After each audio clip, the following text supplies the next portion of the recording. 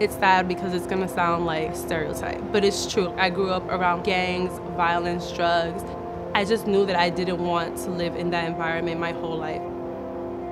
I grew up in Washington Heights. It's a nice neighborhood besides the fighting and the violence. It's hard because I've seen a few people die for no reason. I don't know, it took a toll on me.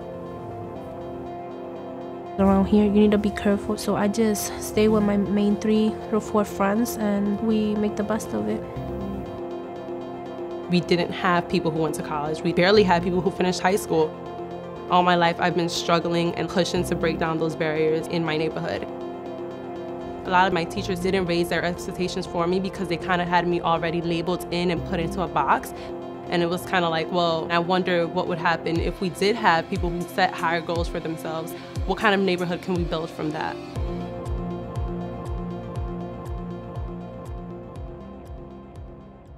I remember in 5th grade, I didn't used to come to school on Fridays just because on Fridays was always that we had to learn this big lesson on math. So I'm like, I'm just gonna ignore it and just run away. I used to be like, oh man, another hard day at math. If I didn't understand the lesson yesterday, today's probably gonna be even harder, and then it's just gonna bundle up, and at the end, I'm just gonna do bad. I used to struggle a lot. I would stay 30 minutes looking at one problem, and I'll just give up and not try nothing and just leave it like that.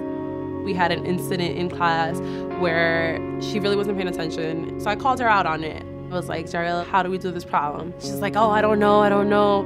And I'm like, nope, I'm waiting for your answer. I looked up to her and I was like, Ms. Machado, why do you never give up on me? And then since then we started talking.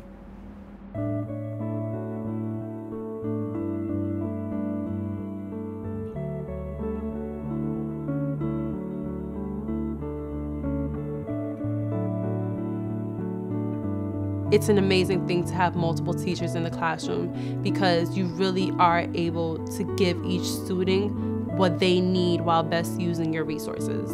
With Blue Engine, I have 6 or 7 students that I'm focusing on. Everything was so different because we had, thank God, 3 teachers extra, and they're actually really, really good. They sit down with you, they make sure you understand the material, and they get more into that math problem than what you usually would if you only had one math teacher.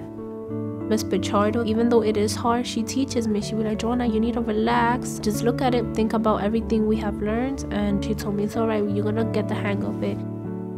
I'm very open about my life, so I tell them things I grew up around, and they're able to relate that to things that have happened also in their life. She's just like me, but in an older version. I just don't see her as a teacher. I see her as a really close friend. Also, because we're from the same background, I could relate to her. I could tell her anything.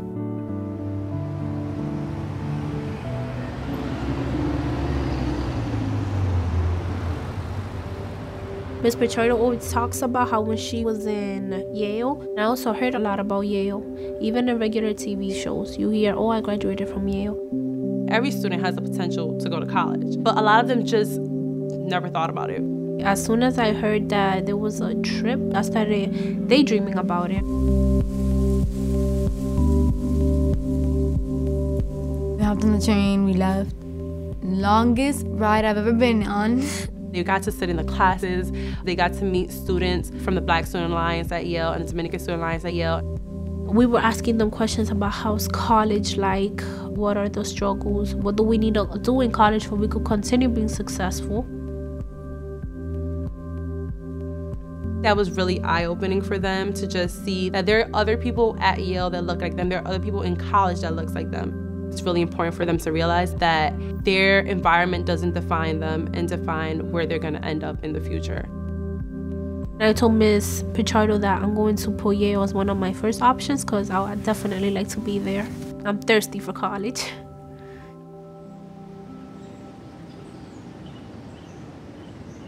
In a classroom by yourself, you're not able really to build relationship with students. With Blue Engine, I can really focus in on what it is that they really need to work on, and I'm able to build those relationships because of that 4:30 ratio.